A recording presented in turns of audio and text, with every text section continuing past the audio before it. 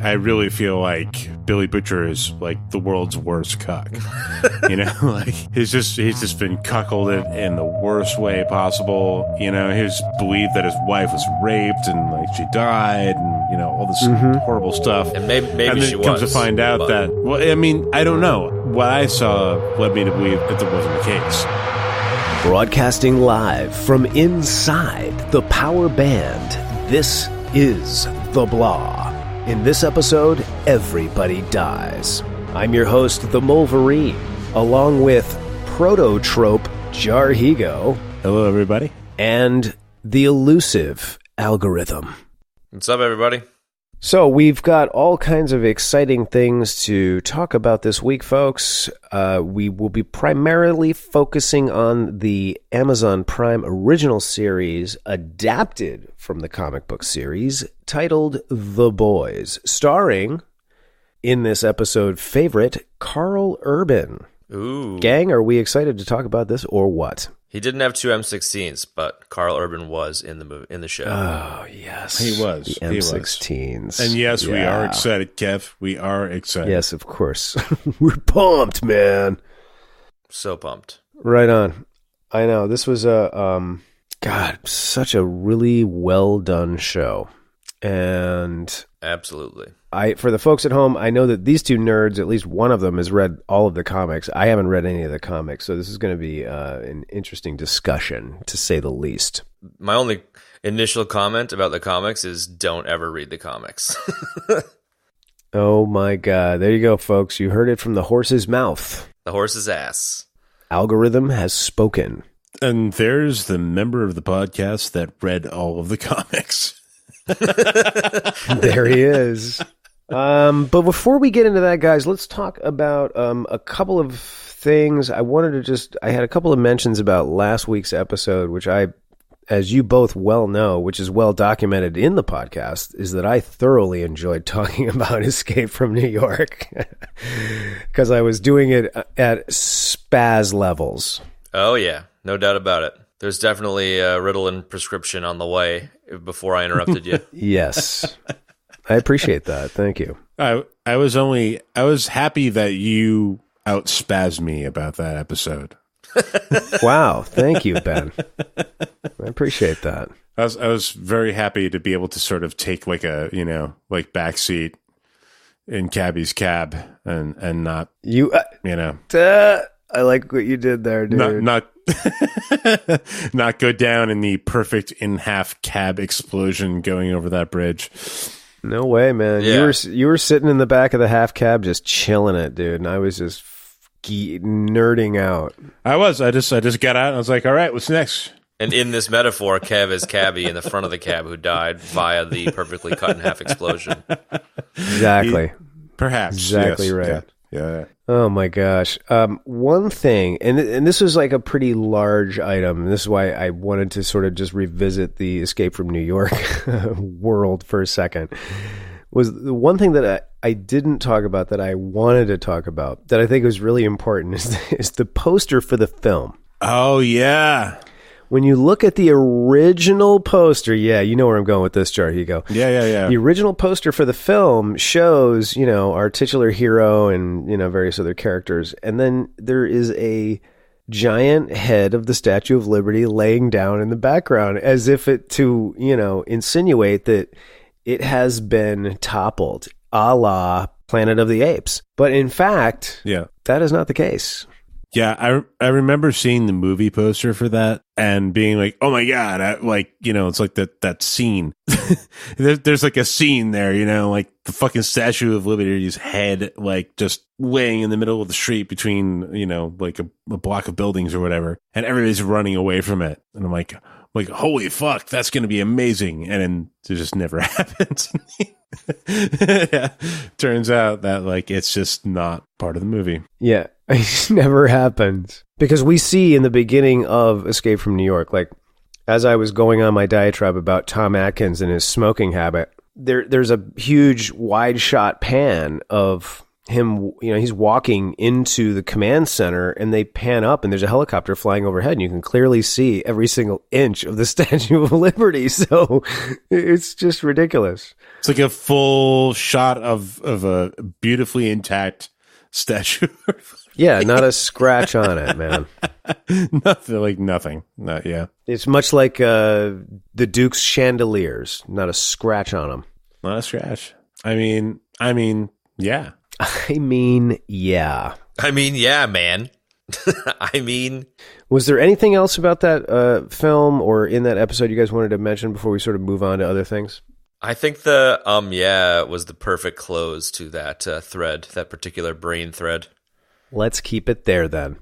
So I just want to take a break and talk about another podcast, and we want to talk about it for a minute, and it's very relaxing, and the name of that podcast is The Empty Bowl, and this is so good. Chad turned us on to it. I finally listened to one of them this past week, and I absolutely fell in love with it. It is the most relaxing podcast I've literally ever listened to, and I wish they were A, longer, and B, there was more of them. Dude, I don't even eat cereal anymore, and I love the show. Same here. I can't eat cereal, and I love that show. It's so amazing. Jar Heego, did you have a chance to listen to this? I've been meaning to go to the supermarket and buy some Monster cereal because I'm totally fine with eating cereal as long as I'm using, like almond milk or, some such thing. Oh my God. That's so not what I thought you were going to say. I love it. I mean, really, I don't need to be eating sugary cereals. But honestly, when I listened to that whole thing, I was like, God damn it, I got to go down there and get my ass some fucking Count Chocula. I got to get some Frankenberry. I got to get some Blueberry. I got to have some of that shit. I love that stuff. Like, I used to love that stuff, man. It's just ridiculous. It really is. But at Chad's suggestion, thank you, Chad. You're welcome. I did give that a listen, and my God, there's something really satisfying about that podcast, isn't there? Like, just absolutely, it's just so delightfully calming, and there's something delightful about listening to them talk about cereal. Yeah, it's everything to me. It's the way they speak, their style of speaking, the cadence of their voices, the ocean waves, the tone, the ocean waves, their absolute passion for cereal just comes right through the mic, out of the mic, and into my bowl. And I think it's great. I listen to those on the way home from work, and like I look forward to like throwing one of those on. I'm driving home, and it's like the perfect amount of time for my drive home, and it's like, oh man, this is just great. I just love it. And I the first thing I thought of actually when I listened to it, I was like, because my big thing when I kind of stopped eating cereal was I was big into mixing cereals. Like that was sort of next level for me, like. That's genius. I never even considered that. No, I never did. I know. I didn't either for the longest time. And then you do it and you're like, wow, why didn't I think about this before? So I used to mix cereals they talk about a lot of cereals like sugary cereals, like candy cereals that I don't really eat anymore. Like donuts or frickin' Captain Crunch. Yeah, like powdered donuts from Hostess, the Pop-Tart cereal, the Crave cereals, the Lucky Charms variants, the Captain Crunch variants. Like, my God, I didn't even realize there was so much out there. But when I was into cereals at the end, I was buying like a lot of organic cereals, and I would, if I found one that I liked or two that I liked, I was like, let's try to mix them together. That was my big thing, was being a mixologist, like mixing Blueberry Morning with Strawberry Fields, and then like, adding in fresh fruit to it or whatever. So I'm kind of picturing you like Tom Cruise cocktail with like a martini shaker with cereals and stuff in your underwear. That's what I'm picturing. You're talking about like from Cocktail, the movie? Yeah. So in that respect, I would either have to be flipping cereal boxes or bowls with milk in them into the air and then catching them and filling them with cereal or something.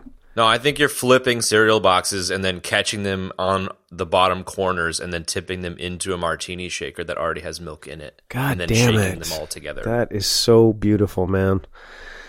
Well said. You know there's some waxy, twirly, mustached hipster out there right Who now does at just this that. very moment. It's like, I have like a restaurant where I mix cereals. Fuck you guys. Like, Dude, speaking of which, I've seen some really successful food trucks. All they do is sell cereal. I actually was thinking about how great it would be to start a restaurant that just involved cereal only, like a cereal They're bar. pretty sick. Yeah, it's a great idea, man. Have a cereal bar? It's like, come on, dude. oh shit, Kev, considering the nature of the pre-conversation we're having right now, I saw something this week. Actually, I saw it earlier, and I forgot to mention it to you. I know you're a huge fan of the movie Chef. Oh, God, yes, absolutely. Have you seen the Netflix series? Are you referring to the Chef show? Yeah, Oh, is that what that is? yeah. It's Dude, it's so good. I'm watching all of them right now. dude, I love that. That's Oh, great, amazing. Oh, I my love God. It's so good. Okay, I got to see that because I loved that film. I've been watching them, like, I watched them when they first came out, the first, like, 5 episodes, maybe, like, 2 or 3 months ago, and then the second season or whatever came out a couple days or weeks, or I noticed it a couple days ago, and last night we finished one, and the next one is at Skywalker Ranch, and I'm pretty pumped for it. Oh, wow, that sounds awesome, man. So let me get this straight. Is it all Favreau? Is he the host of the show? Yeah, it's Favreau and, what's his name? It's the Roy Choi. No, Roy Choi, yeah, Favreau's mentor who basically trained him up for the movie, who's an actual chef who did like Kogi tacos or whatever. He was the inspiration for the movie, really. Yeah, Yeah. yeah. Yeah, you should really check out that show, Kev, if you get a chance. Yeah, absolutely. I'm going to. I've seen it on Netflix. I just wasn't 100% sure what it was. But now that I know that it's basically an extension of the movie, I'm even more excited. Yeah, it's cool. Okay, so there you have it, folks. I mean, unless there's any more nerd news that we need to throw out there, you've got a podcast and a show to check out. The Chef Show, which I'm definitely going to check out, thanks to Jar Heego for recommending that. And again, as I've said before, I've become an acolyte of the Empty Bowl, folks. If you're not listening to Justin and Dan on the Empty Bowl, you need to improve your life. So start listening to it. You can find it virtually anywhere. Check it out. All right, so let's get to the main event, The Boys.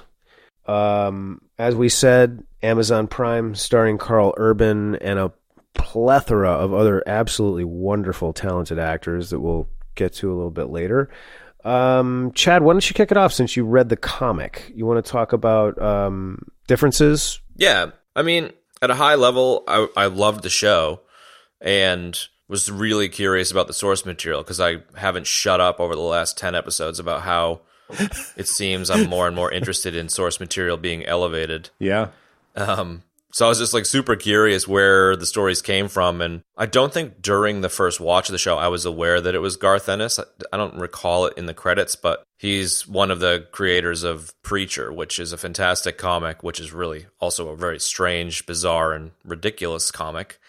That's now a show that Benny's spoken about a few times. And a terrific show. Yeah. Yeah.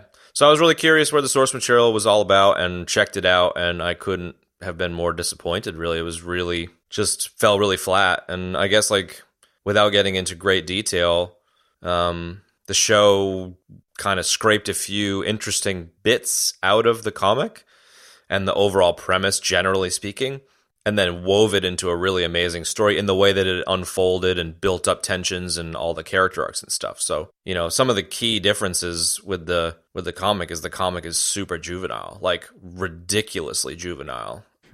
I think like being inappropriate just for the sake of being inappropriate. Like one of the things that Garth Ennis, I believe, is quoted to have saying is that the comic out preachers Preacher, which is kind of a way of saying that it just goes from the ridiculous preacher and like goes to 11, you know? So a couple of examples of the juvenile nature of the comic is Butcher pays a hotel clerk to jerk off under Huey's door every day. So there's just like constant bloody semen under his door.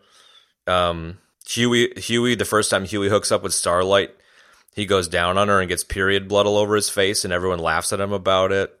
Oh god. Okay.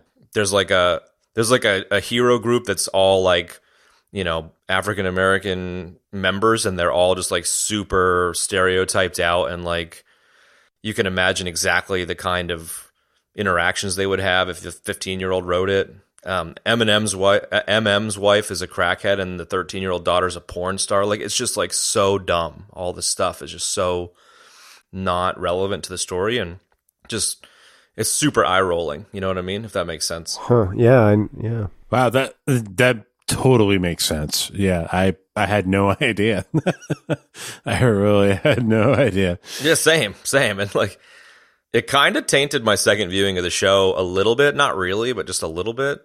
Maybe because like there are things that I'm not going to talk about because it might spoil the second season of the show. And like at the end of the first season of the show, like first time you watch it, like I really wonder where they're going to go with this, So the fact that it's so different from the comic makes me optimistic that they'll just go their own direction, but who knows? Wow. That is so not what I thought you were going to say about the comic. I was just very surprised with how all over the place the comic was, considering how tight the show is, I guess. The show is so tight, man. It sounds like it's sort of trying to be controversial for the sake of being controversial. Exactly. Yeah, exactly. So the last thing I would say about the comic, the important differences between the comic and the show are one relating to the story in terms of how the pilot episode, the first episode of the show, unfolded. I really liked how Homelander is set up as a saint and then blows that plane up at the end of the first episode. It's a really interesting bait and switch that really hooked me into the show. Yeah, and agreed. In the comic, he's the person who assaults Starlight. It wasn't the Deep. Ooh. So like the opening kind of intro with Homelander is he's assaulting Starlight, which whatever in terms of story, but I like that they changed it because the show with him being, at one point Butcher's like, oh, he's a saint, and then it goes to him blowing up the plane. It really you're like, oh shit, they're all screwed up, I really like the way that they changed that up. Well, it's interesting how, to that point, firstly, the opening of the series in the first episode was really, really well done. And then, by the 3/4 of the way through the first episode, you're in that shady club where they all go to like have hedonistic sex and do all that crazy stuff. Yeah. And he blows up the plane. So it's like we get that taste. Like, it's a pretty big pill we get right there in the first episode. For sure. And it's like, even more so than The Watchmen, I think it does a good job of putting a new spin on the superhero thing, where if you give a group of people godlike abilities, they're probably going to end up more corrupted than heroic. And I think it was a great way to enter that idea, and an interesting take on superheroes, considering how many hundreds of superhero shows and movies there are now. Oh my God. It was such a great, interesting take on superheroes. Like they say in the, I think episode 4 or 5, Billy says, you still haven't figured out their one weakness, their reputations. It's like that's really what it's all about. It's like they're, I don't know if it was in the show or if it was in the commentary I was reading with the showrunner. And he was saying how they're untrained. They have no military training. They don't know how to fly planes. They don't really know how to do anything. They're not even that well trained with their own powers, Yeah, they just kick ass. Yeah, no, they go in there and they kick ass. Exactly. It's a thread that they actually push in the comic pretty hard. Like, there's like a throwback to the first time they're introduced in World War II, and everyone just dies. Like, they just kill all these soldiers, and they're like, yeah, actually, maybe we need to train these guys a bit better. So it was interesting that commentary touched on that, because the show, I kind of didn't pick up on that in the show. I was just kind of like, oh, they don't care they're killing everybody versus the training thing. But I think it's an interesting piece. Yeah, I don't know. I think that was in the behind-the-scenes commentary that he said that. It must have been, because I agree with you, actually, now that I'm sitting here thinking about it. I didn't pick that up in the show either. Like, sort of. It was sort of like looming in the background, but I wasn't really sure, And then it's not really till the end, like the last 2-3 episodes, like they're all really coming unglued. Like that's something I was thinking about this evening, was how, a lot of it is about watching these super people like completely come undone and come unglued. Like, Yeah. And they're just they're all twisted. horrible. And I think, excuse me, I think that like choosing to have a person like Starlight come in as like you've got Huey as the everyman, which I suppose, a lot of the viewers would identify with. And you've got Starlight as kind of like the not naive, but perceived as naive, kind of pure of heart, actual hero. Uh-huh. So you kind of have an interesting superhero to maybe not identify with as a guy, as a guy, I don't identify with Starlight, but like you have a lot of respect for her. Starlight isn't corrupted yet. She's still, she wants to do the right thing still. She doesn't want to engage in all the She's still bullshit. literally heroic. Yeah. Yeah. And she does. She maintains, man. That's sort of the beauty of it. Like that's why she's such a great character, man, because she does maintain through the entirety of the first season. I mean, I'm dying to see where they go with it in the second season. Yeah. I mean, I didn't know anything about this show. Like I saw it, and like as we've gushed about numerous times, the folks at home will know that we are certainly Jar Heego and myself are just huge Carl Urban fans. So when I saw that there was a show with Carl Urban in it, I was like, well, I'm definitely watching that. I don't even know what it is, but I actually thought that Carl Urban, and I didn't know it was adapted from a comic book at the beginning either. I thought Carl Urban was part of a bunch of people that had superpowers. And I was like, oh, wow, that sounds really cool. But I mean, it's just another layer to the whole show that it's like the supers are really like the evil people, and it's like the humans are really the ones that are stepping up to be the heroes, like to take all of this shit and go through this shitstorm, come out clean on the other end, trying to uncover this entire thing, so that everybody can be sort of free of it, Yeah, the whole premise of the Carl Urban aspect is to sort of expose the corruption, right? Exactly. Yeah. So through vengeance, though, which was an interesting twist as well. Yeah, through sort of like a weird reverse vigilante sort of. What is it when you're killing the heroes? It's weird. Yeah, it is. Yeah, but to touch on that Starlight thing again, like she is the actual only person who's approaching anything in the show with like a pureness of intent. Like every other character and group is twisted in some way. Like even the boys are set on vengeance and the heroes are set on their reputations, like you mentioned, Kev. So true. There really is only one character in the entire thing doesn't have a negative agenda, I suppose. Ooh, nice. Yes, well said. You're right. Starlight is that person. And touching on what you were saying a second ago, Ben, like you said, she isn't corrupt yet, or whatever words you used, and I think that's kind of like you could see them really stumbling with the show in a couple of seasons if they go the wrong direction with Starlight, a la Game of Thrones. Like it's interesting that she's the only one that's pure of heart. Yeah. Yeah, I'm curious to see how they handle it, because they could go a lot of different directions with this at this point, right? I mean. We've sort of the stage has been set for us at this point in the show. Well, the stage has been set, but they also dropped a major bomb in the last 2 seconds of the last episode. There are a lot of ways they could take this, Ben, but I think, as you said, Kev, the fact that they threw a bomb into the room with the last scene doesn't limit the options, but it certainly spiced up the end of the season. It definitely did, and I'm dying to talk about that part in particular, but we can wait until we get to the end. If we're sort of going chronologically. Nah, we don't need to go chronologically. I'd say just let's go with the flow. We haven't gotten into it yet, really. I mean, yeah, exactly. But there's no reason why we can't jump around the place. I don't think we're going to be able to go through all 8 episodes scene by scene. So by all means, I think we should touch on the things that jump out at us. No, we're not. No, we're definitely not going to get into the minutia of it like we did with like a film like Escape from New York. But so.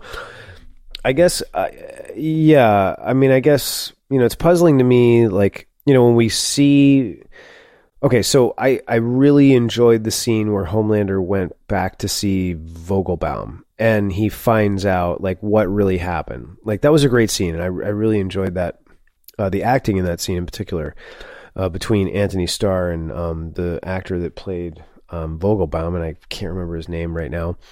But... So then, the Homelander sort of shows up, and Karl Urban has rigged her to blow. Stillwell, yeah. Elizabeth Shue. Yeah, all he wants her to do is admit, or to be honest with him for once. And then that's it. He just greases her. And it's like, what? Why? I mean, she's the spin doctor for the whole thing. It's like, well, what are you possibly going to do without her? You know what I mean? And well, I think that's the point. I think it touches on what you were saying a second ago, where all they care about is their reputations, and all Karl Urban cared about was vengeance. And so he thought he could use her as Homelander's weakness. Right. But it turns out Homelander's weakness is his reputation, and he doesn't care about her enough to not kill her. So, like, by just being like, oh, I'll completely disarm your blackmail butcher by blasting her freaking skull with my laser eyes, it ruins. It's almost like Homelander's playing with Karl Urban. Like, yeah, I banged your wife, and now what are you going to do about it? You can blow it up.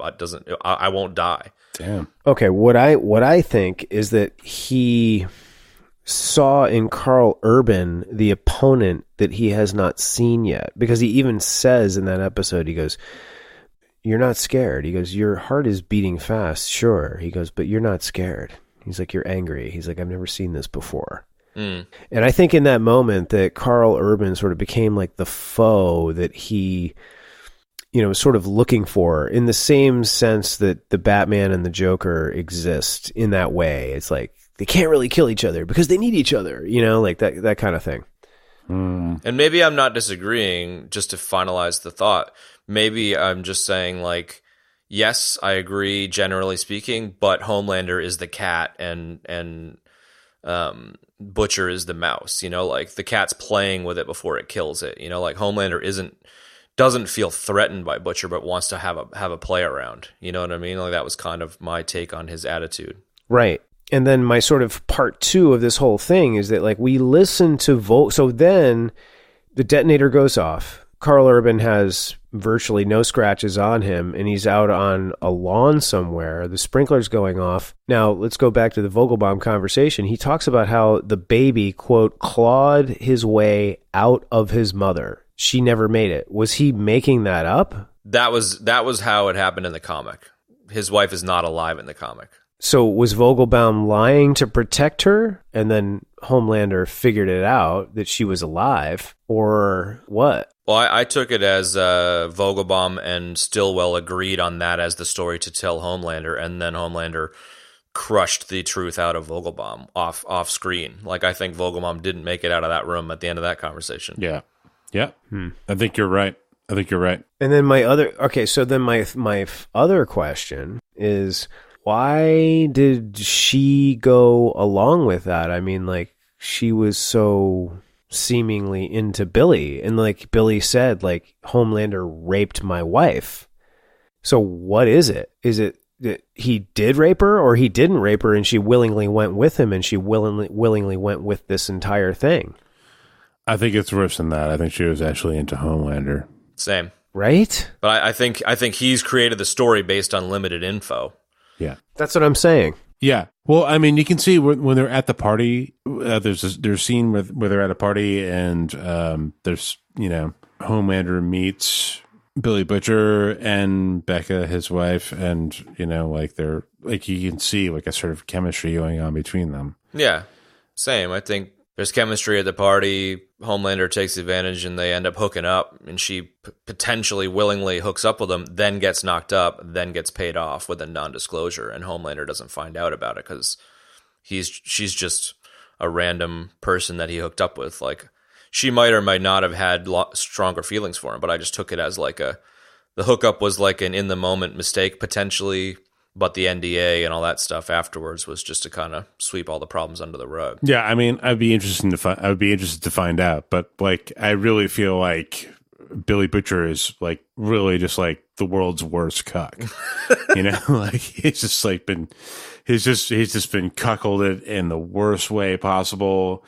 Like, he's believed that his wife was raped and like she died, and all this horrible stuff. And maybe and then she comes to find out that. Well, I mean, I don't know, but I mean, what I saw led me to believe that like that wasn't the case. There's an equally plausible explanation, however, that goes the opposite way, which is maybe, the rape did occur and Vought was like, look, Homelander will kill you, or you can take this money and get the hell out of here, and Vogelbaum's interested in studying your kid, and you need to fuck off. And, she was raped, for example, and she was paid off to go away, and her heart is broken for Butcher. So there's an equally plausible argument in the other direction, but interesting. Yes. Yeah, I don't know what it is, but I took it the other way. I just took it the other way. That was what I thought. I did too. That was my initial reaction. Go ahead, Ben. No, and Chad, you're totally right, because Vought is basically like this sort of real life. Vought is like a WWE with like real life consequences. Like people die and live, and like however they see sort of fit. But they're sort of like a puppeteer, drama organization, like they're like doing all this stuff like behind the scenes. So yeah, all of that makes perfect sense to me, that like it could have played out any way. But I gotta say something, like as much as like that was my initial reaction, that like, she went with it. I mean, he was saying to the kid, oh, I'm your dad, and we're a family. And it's really unclear whether she's been hooking up with him on the side, or feels remorseful about Billy, or even knew Billy was alive. Like, I don't know if it was like her acting choice as an actress, but like I could not tell what she was thinking when she walked outside, because there was like so many different things that could be revealed depending on how she reacted. You know what I mean? Like her husband. I think she was Go ahead. surprised about something, but it's hard to tell which element she was surprised about, right? I know, right? Yeah, I mean, I think it was pretty clear, at least on my take, that Homelander didn't know about the baby until squeezing it out of Vogelbaum's brain. But you can imagine a scenario where she wouldn't be surprised to see Homelander again because she was paid off and he'd show up again someday. But she would potentially be surprised for Billy to show up because Vought was supposed to have, taken care of him and or, right, left him out of it because she was so, troubled by the situation, etc. Right. So like she was kind of like, I remember her looking at Homelander and being like, there's Homelander again. And then looking at Butcher and being like, have a really surprised, shocked kind of moment, Right.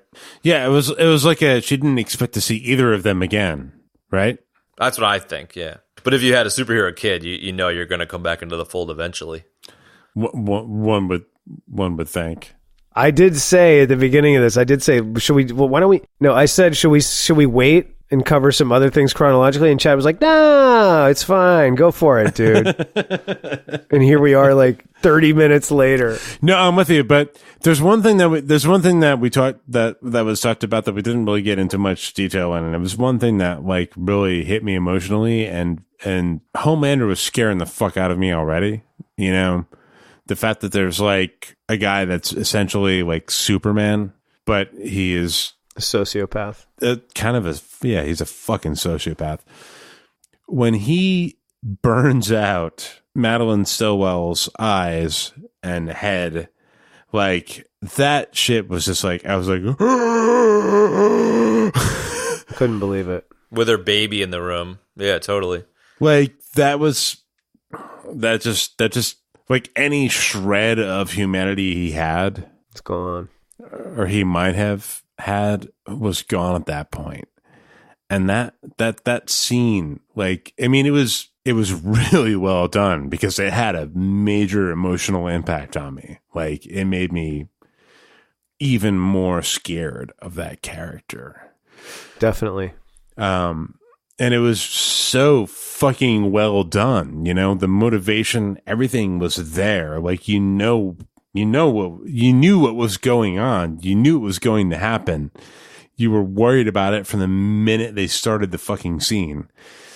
And they just delivered, like it was so well done. But it was fucking dark, yeah, super disturbing. It was really disturbing. Oh my God. Yeah, that's well said, Ben. The whole thing was, and you know, when Vogelbaum's talking about like raising babies without their mothers and how they turn into like angry, not well-adjusted people, like he nailed it, and you could totally see it start, you know, coming out like from the whole thing when he starts like, you know, sucking on her boobs, and then like they're having sex, and like, I mean, it was like, wow, just twisted. There's also clearly jealousy between Homelander and the baby. Ooh, I didn't even think about that. Yes. And the baby ends up getting blown up by C4 in the last scene, which is like, it doesn't really happen on screen, obviously, but like he brings the baby down from upstairs and she's freaking out the whole time. And he's just like, just put the baby over here. But like Homelander knows the whole time that the scene is only going to go one way. Oh my God. Because he's the only immortal person in the room. Think about that. So he's just like, I don't care about the C4, you know? So he's, you know, he's even competing with the baby while you know, the Oedipus kind of mother thing is sitting there with C4 strapped to her chest. Wow. I don't even know what to say. I didn't even think about that baby. Just, I mean, it's so like, I mean, you know, Chad, like, I can't, that's awful, man. Wow. I didn't even think about that baby dying or like the whole competition with the baby thing, but like, that makes it even more sick that the baby died. Like, yeah. Just to chime in here, because it's, I think, critical to the you know, giving credit where credit's due. Stillwell is a vanilla, plain Jane corporate dude in the comic book who has no real relationship with Homelander. Oh, wow. Like, it was just the most cliche bullshit. right. And the showrunner and the writers have chosen to go Much better direction. the whole motherly Oedipus complex, you know, Elizabeth Shue thing with the show. And it's just like 100 times better. Except that we are now robbed of Elizabeth Shue. Like, Sure. But that was an incredible arc for the two characters. The Homelander and Elizabeth Shue as mother-son thing was just like incredibly twisted and really just like brings Homelander's craziness to life. I get it. But again, we are now without Elizabeth Shue. I mean, let's do the list. Karate Kid, Hamlet 2, The Saint. It's Elizabeth Shue. And now we have no Shue, man. Like, how could you kill off Elizabeth Shue Right. in the first season? It makes no sense. Pretty rough. It's the Ned Stark moment of season one, Well, man. I would say to that, at least it wasn't done lightly. You know, it was done Yeah, exactly. like really, you know, like of all the things that happened. And there's a lot of things that I have a lot of notes here, and there's a lot of like funny shit, you know, like, and we're not talking about any of that. We're talking about like the major plot arcs, essentially, I guess, and the stuff that's like maybe the most disturbing. That was the most disturbing thing was Yeah. like I couldn't believe that he turned on her that way. Like I kind of knew it was coming, but I didn't want to believe it was coming. And when it happened, I was just like devastated. Like it, Yeah. and that's good fucking drama, man. That's good. That's good TV. Agreed. Absolutely. Yeah. Most other shows would have gone another way with it, not had the balls to commit to something as heavy duty. Yeah. And I think it meant a lot to the evolution of the character of Homelander, because we knew he was a piece of shit. We knew he was a self-absorbed, you know, kind of sociopath. Like, I mean, the whole fucking airplane scene where, like, you know, Oh, dude. let's we talk about that for a second. Plane scene is so heavy. There's so many things that happen with Homelander, and he's such a fucking awful human being. He's just not a fucking good person, but he's scary. He's such a fucking scary character. Anthony Starr was terrific. Like, he played it so good. Absolutely. Expertly played. I agree. All right, I'm done. I took it in a direction. I'm sorry, folks. I hope it was a good direction. Don't be sorry. where do we go from here? We sort of like, we're kind of going from the back to the front now. So where do we go from here? I think we could circle back real quick. Like, we could rattle a few things off. So circling back to the actual opening of the season, I think the opening scene was perfect in the sense that masterful. The first couple minutes is like an action sequence where Maeve and Homelander take out some robbers and some kids take some selfies, and it's like a traditional action opener for an action movie. And you're like, okay, it's exactly what you expect. And then the next scene is Huey in the store talking to his girlfriend Robin, and then Robin gets like blown up in slow motion. And I think like that opening action sequence of being exactly what you expect and the explosion of poor Robin being exactly what you don't expect, like it was a perfect 1-2 punch to open the whole thing up. And right, but like, you got the order wrong, this Chad. type of show I was expecting. Chad, you got the order wrong. It's she dies, then they stop the robbers. No, pretty sure that's not the case. First ever disagreement in this episode. Everybody dies. No, the whole thing doesn't it open on? Oh Jesus, you're right. No, sorry, yeah, you're right. It opens on the robbery. Yeah, no, it opens with like a Vought commercial and then goes straight to a robbery. An interesting factoid about that opening scene with the robbery: the way they filmed it. They filmed a truck hitting a steel pole, and then they green screened in Maeve in the exact same spot and added in, sort of wind effects, whatever. I thought that was pretty cool. Yeah, absolutely. Because that was a really cool, like, the one thing I can say about the opening was that it had all of, like you said, it had the 1-2 punch you needed to like establish like the awesome power of these heroes. Right. To make you love Robin and Huey to the point that, by the time we're 5 minutes in and he's holding her hands and that's all that's left of her, you're connected, man, and you really feel it. Like you're just like, holy shit. You're so blown away. I mean, the way they did that in slow motion when she died was just brilliant, man.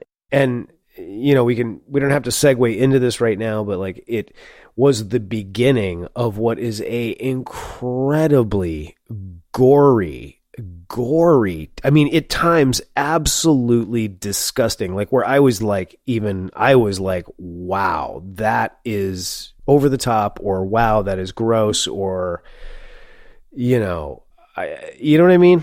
Like it was gross. Yeah. They did not back off on the gore at any point. Nah, man. They did not pull one single punch. Yes. It was a wholehearted decision to go with that in this series. It's almost more realistic that way, Definitely. So often in action movies, they kind of poo-poo a gunshot wound or something, but like it would be a hell of a lot of gore, So like it was disturbing, but I kind of feel like it was almost one of the more realistic elements of the show in a way. If you get like a freaking baby with laser eyes cutting people in half, it's going to be messy. Yeah, it's going to be messy. Or when Pop Claw crushes somebody's skull with her ass. That was so fucked. Fuck. Jesus Christ, man. It was gross because it was so vivid. I mean, like you could see every detail, like the guy's head, like literally failing, like the structural integrity of that guy's head failing, and then like the head opening up, and then like the insides pouring out, and then like you could even see, like they did a wide shot after that, and you could see the remains of the guy's cranium, and I was just like, this is so like explicit, man. Like, oh, it was awful. It was like in. You know what it was like? It was reminiscent of, in terms of its explicitness, when Peter Weller's character of Murphy in the original RoboCop gets pretty much his arms and legs blown off. Like, that was so violent. Like, Oh yeah. it was so violent that my dad even like forbade us from watching that. He was like, that is too much. No. And he wouldn't let us watch it. Yeah. Yeah. It was so violent that I think it had an X rating or something, and they had to do another cut or something like that, didn't they? I think so. Yeah. I think you're right. Well, that's possible, man. Paul Verhoeven movies were always like that. He was always about, like, you know, the realism of the intensity of the violence, and, you know, whether he was over the top or not is, you know, everybody's own each opinion is everybody's. Jesus, I can't speak. You know what I'm trying to say. So, Yeah. I think that's what it was reminiscent of, like that level of like gore and violence. And, like, you know, even when she opens up the case that's made of zinc, that Homelander can't see through, and you can just see like the little teeny bit of the bag is open, and you can see like bones and like all this viscera from like the remains of Translucent. And I was like, God, man. Yeah. They didn't fuck around with it. They didn't hold it back. Like, you couldn't, you know. I was like, okay, I guess this is what it is. Yeah, for sure. It's crazy. Yeah. To be honest, I am queasy about shit like that, like serious graphic violence and like, you know, like gore. Rightly so. I am not a huge fan, but I kind of understood why they went with that direction for this particular show. I think, you know, like, it's like a character in the show, like the level of detail and the violence and such, is sort of part of how the story is told. You know, it adds well to the story, Ben. I mean, it's like you can't. It only. Yeah, right. Like, it's like it couldn't be done another way. Like, you need to do it that way so that you fucking get it, you know? Well, it lends enough punch to a story in a way that like, I mean, look, like last week we talked about Escape from New York and how like they tried to build tension and failed at every single turn. And like in the beginning of the film, as we're watching Pliskin get shuffled through the facility, like, you know, Jamie Lee Curtis says over the intercom, you know, if you'd like to be cremated, please report to your nearest staff sergeant. Your staff sergeant or whatever. And it's like, you know, they said that purely for shock value, and it's like so many movies have done that, but none have achieved that like this show has, I think. And from my personal experience, like, I mean, I've seen plenty of movies where they're trying to be shocking, to be like, you know, to really like, you know, sort of punch you in your psyche, and it's like it doesn't really work. Like, Paul Verhoeven did it, and then this show, and to me anyway, and that's about where I end up with that. Yeah. Well, I mean, there's different ways to do it. You know, you can convey things by sort of like, you know, what's shocking is what you don't see. You know, like there's ways to do it that way, but that's really sophisticated. And sometimes it doesn't do the job, right? So sometimes the way to do it is just be really graphic, you know, but there's an art form to that, you know, like, and I think they did it really well in this show. There's an art form to being really graphic, and sometimes you just have to really be blood and guts about violence to make it, you know, and you had mentioned Paul Verhoeven. Like, that's a really great example. It's like you can make shit scary or disturbing by something that you don't see, but sometimes you can make shit scary and disturbing by what you do see. Definitely. It's definitely a beat the audience over the head kind of technique, but I appreciate that, you know? I mean, I like directness and honesty in filmmaking. So when somebody can do it, I mean, you know, we've all seen terrible, you know, horrible, like, horror movies, like, that are just all gore and, you know, like, it's like a spectacle and, like, it doesn't have any emotional impact on you. Of course. This series, this show did a lot of gore, but it had a fucking emotional impact on you. You know what I mean? Like, it was done correctly. So it was worth the shock value, in my opinion, I guess is what I'm going to say on that. Yeah, I agree. Yeah, and just to touch on what you were saying a second ago, like, it had a lot of in-your-face gore, and it also had some off-screen stuff. So, you know, implying that Vogelbaum or whatever his name was, Right. was Yeah, you're right. killed. You're right. That was yeah. off screen. The baby's death was off screen. So like it was a bit of a mixture of the two, which it was definitely more dominant on the gore, and I think it lends itself to your previous comment about how terrifying Homelander was. Like I think the gore succeeded in and was meant to aid in terrifying you, because I feel like the key to the show in terms of how you react to it is that the idea of a superhero gone bad is a terrifying thing. Like it's terrifying to think of what people like that would be able to do. Yeah, absolutely. And you're right. They did do a blend of things, but I think they did. It wasn't, like, I guess what I want to say is like the gore there was plentiful, but I don't think it was gratuitous. You know what I mean? It was part of the storytelling, and it was done really well, and it was done in a way that was trying to evoke an emotional reaction from the viewer. So it's a kudos to the storytelling and the direction of the entire series. Yeah. And a place where there was no gore, but a lot of emotional reaction was the plane scene.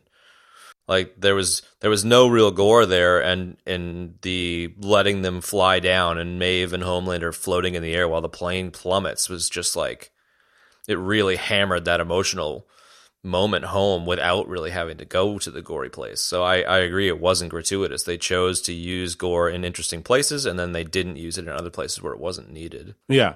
Yeah, it wasn't overdone. I don't think it was overdone. I think it was perfect. I think it was, sometimes something is really good because it's a little challenging to watch it, and I think this struck that balance, like it was, look, I've said it before and I'll say it again. Fucking Homelander was really disturbing, really scary, and they used every little thing to make that believable. What was your reaction to the plane scene the first time you watched it, Kev?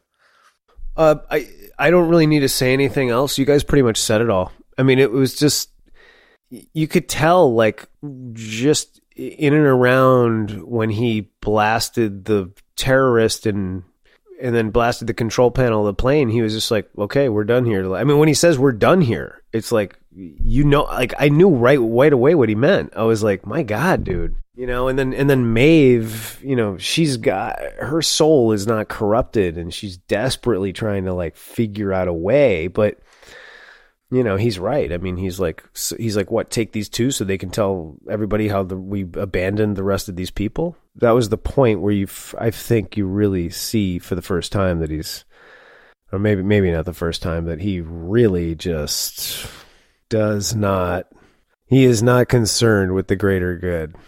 No, but he also twists it to his own benefit, which it wasn't until the second time I watched it I picked up on it. But at the end of that episode is when Homelander's standing on the bluff looking out at the wreckage and kind of like gets on the news camera, like kind of teary-eyed and saying like, we're going to find out who did this and kick their ass. And it wasn't until the second time I watched it that I realized that it was a direct throwback to George Bush on the rubble of 9/11 saying we're going to go find who this was and kick their ass. And it was an interesting choice. And oh my God. Wow, that is interesting. It was an interesting way for him to show even more of a psychosis for him, where he was just like, they're all dead, whatever. I'm going to go and jump on the camera and pretend like this is someone else's fault and use it to our Vought's advantage. Right. I thought it was an interesting choice for them to make him like, to make him seem as though he's like a right-wing Christian sort of conservative,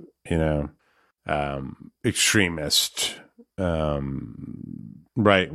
Like his whole thing, that whole setup with Ezekiel, pray the gay away, the Jesus camp thing, and like Starlight like totally blows it and tries to tell the truth, and but like the only person that was like really all on board there was Homelander. It's like, I'm gonna go out there and I'm gonna find these motherfuckers and I'm gonna kill them because God is good, like he totally pulls this like, sort of right wing Christian talk radio. Yeah, character. Like he pulls that. Like that's like what he's supposed. That's what he wanted to do. I don't want to get into politics, but I thought it was bizarre that they made that a thing. I think it was another example of him choosing that particular strategy as a way to get his way. Like I don't take it as that's what he thinks. I think it's just like I'm apple pie, all American kind of thing. Yeah. But I mean, he was insistent about being like, these are my people, and I guess you're probably right. Like just like anybody else in that arena. They're like, oh, these are my people. Like they're gonna support me if I go ahead and say like, yeah, fuck these fucking jihadis or whatever. We're going after them. You got any thoughts, Kev? You want to touch on Starlight at Jesus Camp or no? Yeah, we can talk about that. I mean, I wanted to sort of also. I mean, I don't know, man.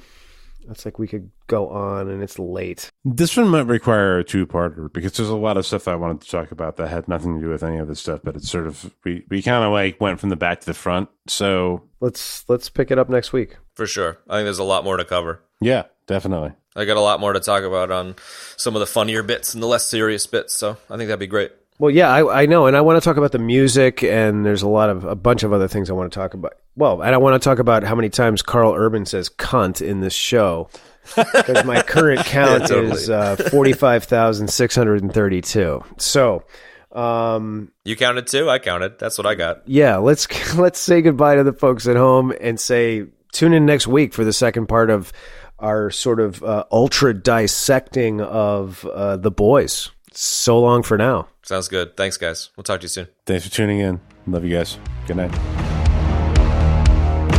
And that's going to wrap up this week's episode. Next week, we're going to be talking about The Boys again, as there was so much material to go over. Me and the boys felt that we just didn't have enough time.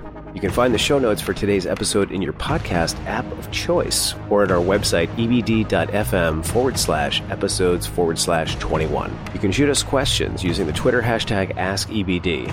You can find me at Mohlverine on Twitter. That's MOHLVERINE. Chad is at Chad Normal on Twitter. Ben is at Jar Heego on Twitter. That's JARHEEGO. I'd like to take a minute and thank you so much for tuning into the show. It means the world to the boys and I. If you'd like to support the show, there are two great ways to do it. First, by rating and reviewing on iTunes or wherever you listen to your podcasts. Or you can tell someone to check out the show. Word of mouth is incredibly powerful. Thanks again for tuning in, and we'll see you next time.